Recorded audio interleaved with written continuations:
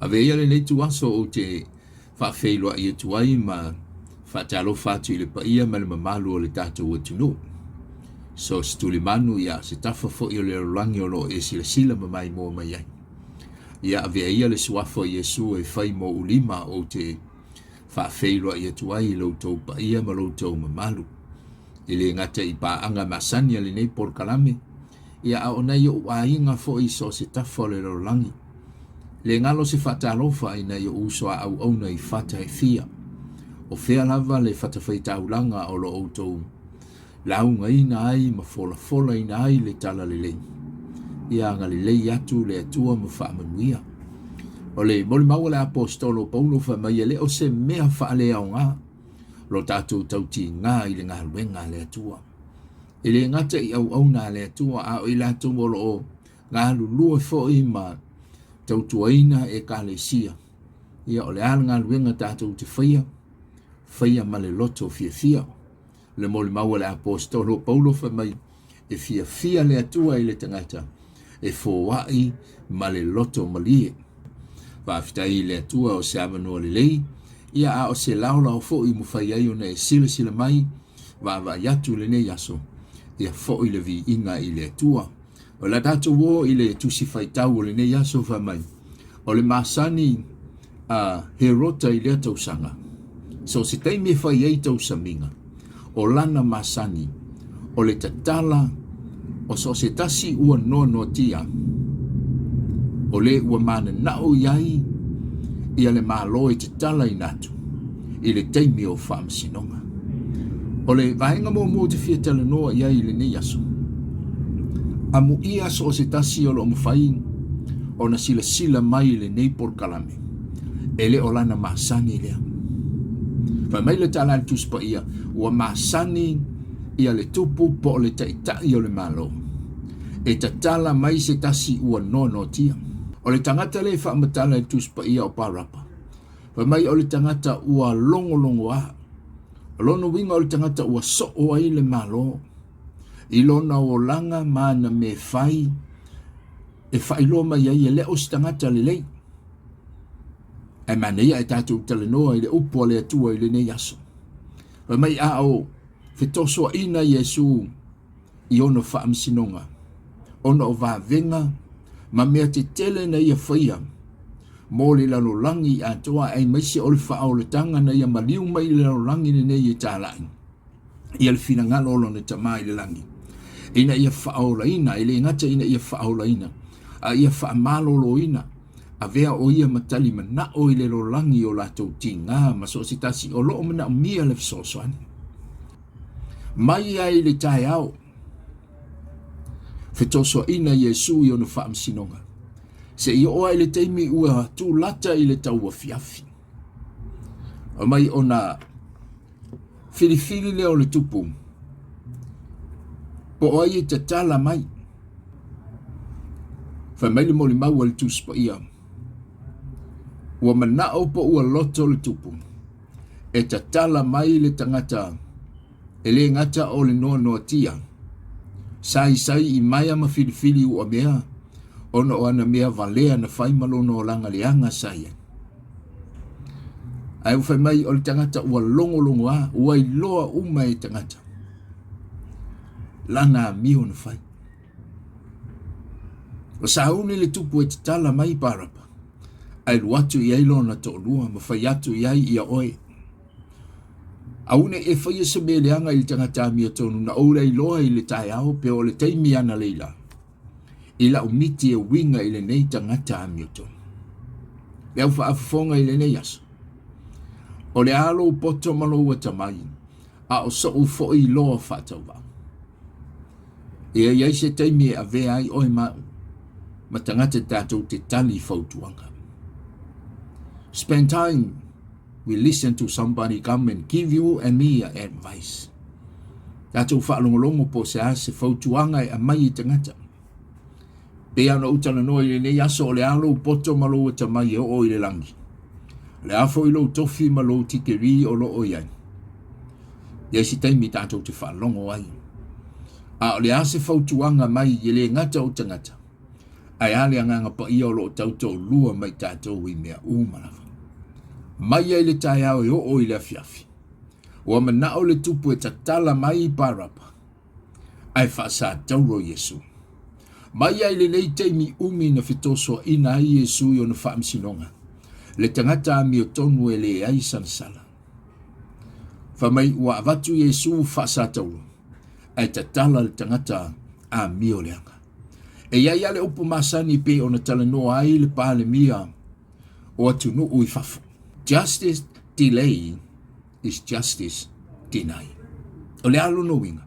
O le umi na fitoso ina o Yesu i o na whaamsinonga.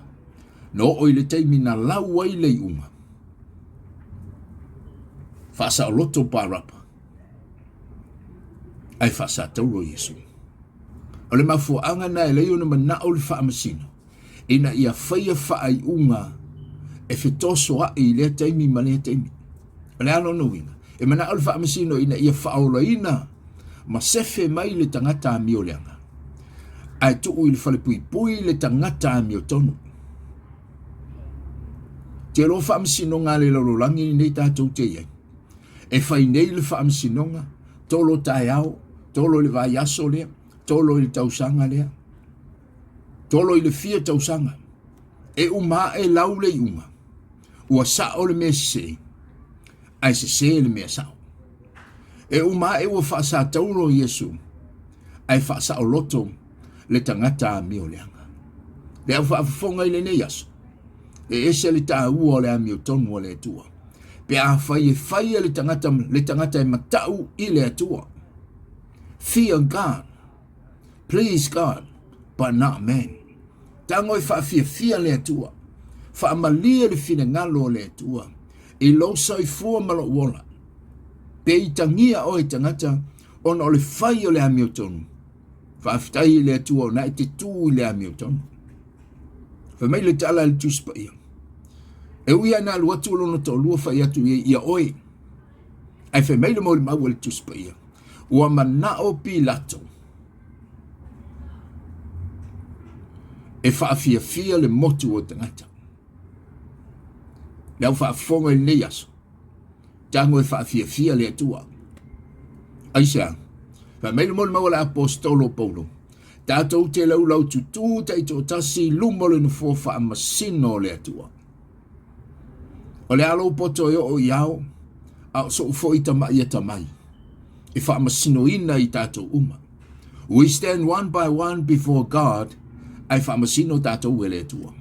Pesa e wha amaoni lo vala wina. O le ale whainga o lo tiute. Pesa e whaia ona e wha fia I tangata, pe na whai, ona o lo matau, ma lo wawa I le atua. Le ungo le whaamsinonga lea, le u whasa tauro Yesu, ai te tala le amio leanga. Ai a whai tātou te whaia le amio tonu le atua, tu tui le mea lai mana o ai le atua, o se awala lina, o le a tātou wa ai. Wa tupu tele le amio tonu le atua, I o langa o tangata, a ua whaai titia I latou, o e lātou te whaia le solitu la fono. Le matautia le nā, o mea le laurolangi nini. Le au whaafafonga I le nei aso. A vea oi mau, au tātou tutu e whai ma teitai. Teitai o malo, teitai o ainga, teitai o nuu. A vea oi mau tātou te whaia le amio tonu le atua. Ina ia fia mai le atua. A whai tātou te tau fasili o le ase tadi o nei mea uma. O le ale whai unga I mana o ai le atua. Ma nei ai tātou ai le whai unga na whaia e Solomona. Le teimi ana tū lai mai ai Solomona le ateli I o Davida. Ai watu lofa fine e tō lua. Wa finau whamai le tasi tina o lau tama lea o lo ola. A o lana tama o lo ua maliu. Finau po ai e ona le tama ola. A o ai e iai le tama ua maliu. A mai Solomona a mai se pelu. Isi lua ia te ia tulou le ngangana. Whamai le tala le isi tina le lei. Aua le au mai ia te au. Au le vea ia te ia e whai le pule le tupu. Ai fe mei le tala le tina moni o le e ona le tamalea le olo ola. Fa mai aua. Aua le au mai ia te au. Aua fo i le isi lua ina tulau. Ai ave ia te ia o lalo no winga. Ave ia te ia ina ia ola ai. Ave ia te ia ina ia sui ia ilanga ngana. Ave ia te ia ina ia sui ia ilana tautala. Fai nei al fa amsinonga. Lau nei malei unga. O mea mi o tonu mea na. Moni male fa mauni. So se me fai le taimi nei. Fa tūlanga i le taimi nei. Tātou loli tala le atua i le tusia Isaia. Fa bai Isaia o le aso le nei. O le aso e tali le leia ai, o le aso e whaaola i nei. O mea le leia, o lo o iai le ola. O mea nai fai le aso le nei, o le alo nuinga. O mea o la iai le ami o tomu le atua. O mea le atua e le toloa le vai aso le fai le vai aso le uma e. O tofu le ami o tomu le wharipuipui. Ai sa o loto le ami o leanga. Le au whaafonga i le nei aso. Fia i le li. Fai le ame tonu, fa mai le tusi e salamo. O le ua mana o ia umi o na ola i le o langa le nei. Awane i tautala lona ngutu tulou i mea wha pio pio. So stangata e mana o ina ia umi lo na ola i le o langa le nei. Fai le ame tonu o le atua. Aisea, le au whaafonga pio na utala noa i te tū le aso wha amsino. O te tū le aso wha amsino. E wha amsino ina i tātou. E wha amasino ina i tātou. I mea umaolo tātou whaia wha mai. Tei tō tasi lumanon fō wha amasino le atua. E tali o e tali au i mea na tātou whaia. Pēle lei, pēle anga. O le ungo mea uma. A le lei mea e te whaia. O le langi ma le ola e wha avavau lona taunu unga. Ai a whaia wha le tonu mea o lo tātou whaia. Wha aningan tau pui luas ful wha ipo sifun ma lima. Fa mai e lafo i le afi e wha avavau. O le atua e alofa. A o le atua e le wha alo alo. E tutusa i tātou uma. Ai a le tangata wha mahoni. Feta lai Jesu le au auna le le ia ma le wha mahoni. Ulu fale mai. I le fia o lo wali. O le tangata lai wha mahoni o na tiute malona wala uina. O le langi lona taunu uma. Aisea. Wala na ulu fale le tangata i le ola e wha avavau. Fa mahoni ana me fai. O li tangata ua iai Yesu i lona o langa. A o li tangata le ana te whaia mea wha le tonu. E se ana me fai. O satani ana te wha se ina. E tangata le ua kauntua e satani i lona ola. Aisea, e mena o satani e ti tofu i le afi e wha amavau. Fa mai le tusi e wha alinga fa mai ia oli o tau i le lalolangi. Ale fanua malisami aisea. Fa mai ua sau satani ua lotoa. Ua iloa satani ua lata ma ua po ua naso. Te lorenga aluenga nati Apollo le fail temine. Ua iloa satani ua lata lona i unga. Ele mana o satani alu na o ia ili afi e wha abuvau. E mana o satani. Ia to tele ni tangata la to te whaia mea se. To tele tangata la to te whaia mea le tonu. Tau tele la tau te whaia ni whaai unga pio. La tau te ofa tasi i se ori. Le au whaafonga i le nei aso. Wa mai ole masani ale tupu. Ole te tala o le tangata a mi o le anga i lea tau saminga ma lea tau saminga. Le au whaafonga i le nei aso. O a mai lau masani. O whape i lau masani. O e masani e le masani a le atua o le whai mea tonu. Po le masani tātou te whapi o ina mea le lau langi ni nei. O whea o tofi ai oe, wala a wina ia, tātou mā te tau i le atua. Pe o na utale noa pe i no sia oe. Pe le aisi e toi fia tala noa i ate oe. Arai te whaia le ami o tonu le atua. Whai mai le whetalai ngā Yesu. E outou mā te tau, e le tangata e whasioti, le tino a toa male anganga. Au tātou te popola i tangata wana ale tino e mawhai ona i whaaleanga ina. Ai le leo na tātou mā te tau i le tua. O wā au ia le ngata o le tino a o tātou nganga. O le alo no winga. E le leo ti le tino. Ai le angana i whaasala ina o tātou nganga. Lafo i tātou i le mālaia i whaavavau. Ono o mea se o lo tātou whaia. A mai o le ua mana o ia umilo na ola i le o langa le nei. Awane i tautala no na mutu tulou. I se mea leanga. So se upo e sau mai lau fufonga malo mutu. O mea tonu o mea sao. O mea lelei. O mea e vi i ai le atua. Wa mea uma tātou te whaia i le o langa le nei. Whaia i le a mea tonu o le atua. Aisea. O lo whaatali mai. Fa mai tu spaia i le tusia whaalinga o lo sau o ia ma le taui. O le ale tau e te mana ai tau i ai oi maa. Fai mea lelei, e sau Yesu ma le tau i lelei. Fai mea whaale tonu, e o tātou lo. O le ale tau i e sau ma Yesu. E tau i oi le ola i whaavavau. Pea tātou whai a le a mea tonu. O le unga o whai ngā mea. Ale atua i le lalolangi ni. E tau wia i tātou. Le au auna lele i e ma le whaamaoni uru whare mai a le fia fia o lo wari. Ale au ona le whaamaoni, whai mea leanga, whai mea inusia. Mai ulu fafo atuia, ele mea olo iai le tau whaitangi awe, ma le lili vau o nifo. E fua lo tātou watai au, ele mea tātou te whaia i le asole nei. O whai unga le lei tātou te whaia, o mea le lei tātou te whaia i le asole nei. E tali mai i atai au. O lo tātou whaatali le taimi mare aso e fio mai a Yesu. Fili Yesu. E tonu ai whaai unga. Tātou te le fefe ai i tangata. Ai whaia le mea lo whine ngalo i a Yesu. Au le tapunia le nei por kalame. O Yesu e manuia ai mea uma. Wha mai le tala le tuspai. A fe avia i Yesu i ona whaam sinonga. A wale le ai o Pilato ma he rota i le asole. Le au whaafonga. O Yesu e le ai. O ani fei tangai. O ani whaale tonu ni masenga o le olanga le nei. To tonu o ainga o e kalesia o nuu ma malo, ta itai o malo, fe fuli tuai. Se vanga na o sau Yesu i o tatu wolanga. E leo Yesu e loe tangata i lona mafau. Ao le Yesu e a fio te tonu o le loto, e sau wai whai unga le lei, e vi i ai le atua. Ao e mana o mia le wha o le tanga.